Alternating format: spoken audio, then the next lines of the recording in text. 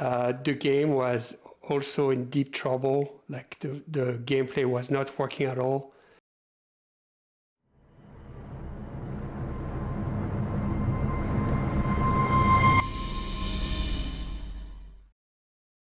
Hi, my name is Alex. I'm a co-founder of the Belong Studio, and I'm the lead designer on our project.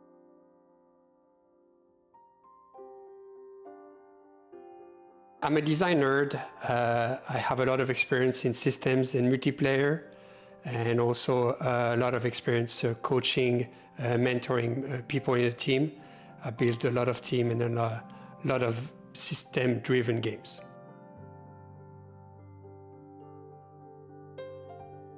For me, gaming was a big part of my own education growing up. My parents were divorced, so they didn't have a lot of time to offer me. So I pretty much self-taught myself with games. They offered me a structure and a way to develop skills. Back in the days, in the 80s, games were very hard. So it gave me a way to challenge myself and grow analytically with my skills. So the first game I played, I don't think many people would know about it. It was called Dancing Devil on TRS-80. It was only ASCII art, but maybe a more famous one was Wizardry and Ultima that I played with my dad when I was 4.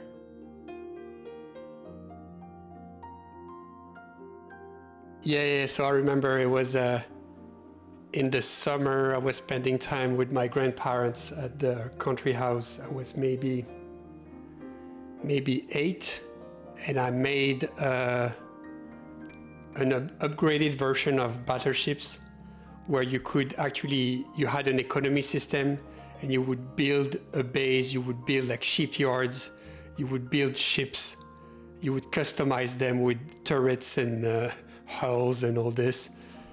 You even had like planes. You could actually customize like landing strips on your ships, and then I would play that game on my own. So that's the first game that I made.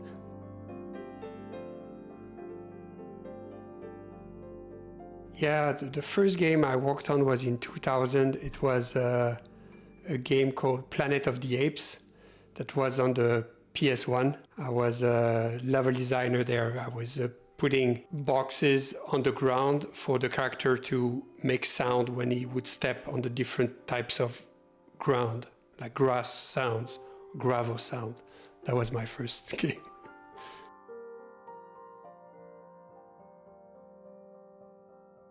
So actually, I remember the moment I made that decision. I was in the streets late at night, and I was passing by a biology lab, and I saw a poor guy alone doing test tube works. And at the time I was studying biology, and I realized I don't want that life. I don't want to work in a lab my whole life. So then I wondered, okay, what do I like? What are my passions? And I looked at video games, and I figured, yeah, that's going to be a growing industry. So this is when I decided to go that route.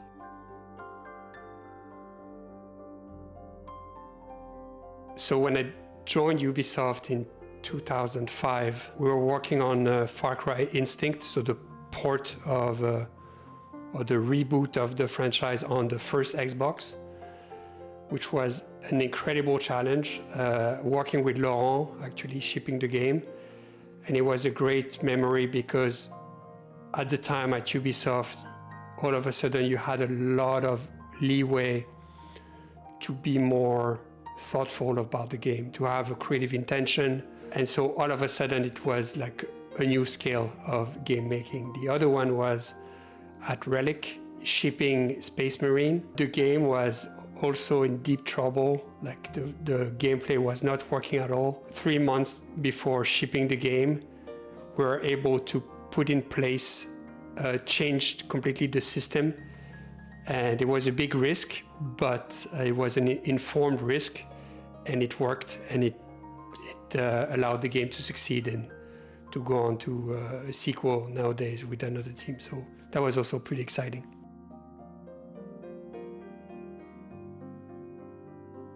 The game industry was very controlled by majors or first parties or top publishers because the hardware was limited, very expensive. The game tools, game engines were also very expensive to develop. Nowadays, everything has changed. The tools are everywhere. You can make a game for free with very powerful tools.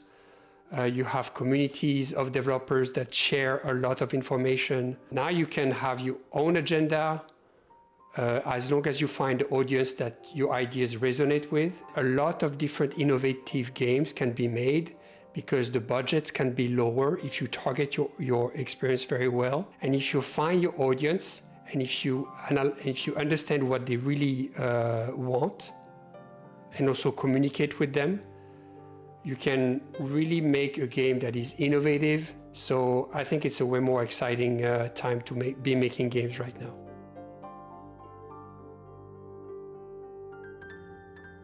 Yeah, I think the biggest thing is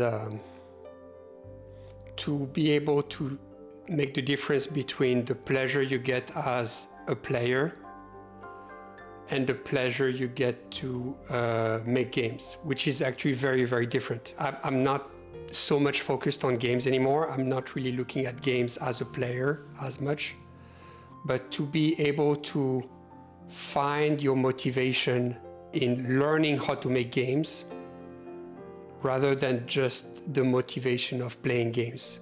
My advice is to grow into enjoying the process of making games and the hardships of making games, and mostly to enjoy the process of learning how to make games.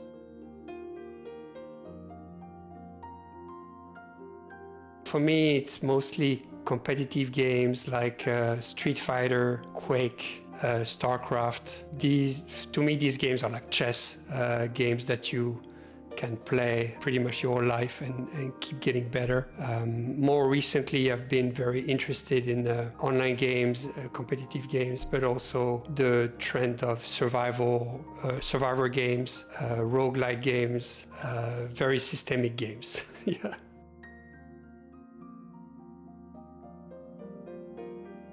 Yeah, I mean, we're pretty excited about this new wave of PvE co-op games. So the big one is obviously Elden Ring Night Reign.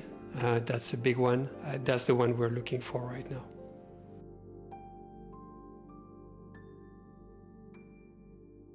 Yeah, that's a difficult question for me because I don't really look at games themselves. So for me, it's mostly, as I said before, the roguelike mechanics, the survivor genre, the explosion of all of these games. I don't really look at games individually. I look at the features that they bring. So that's why I don't really have a proper answer for that question.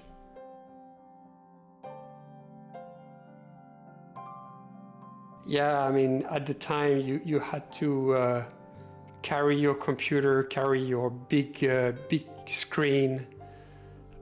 So it was always an endeavor, going to friends' houses and basically you would stay the whole weekend over there playing network. Not much sleep, of course. But yeah, these were the first LANs, and then it grew into like the bigger LANs, competitive games, esports started in the mid to late 90s. It was a lot of all-nighters playing Unreal Tournament and then going into esports and competing and joining some of the top French teams and traveling to Korea for World Finals and all this. So yeah, there was a lot of time playing online.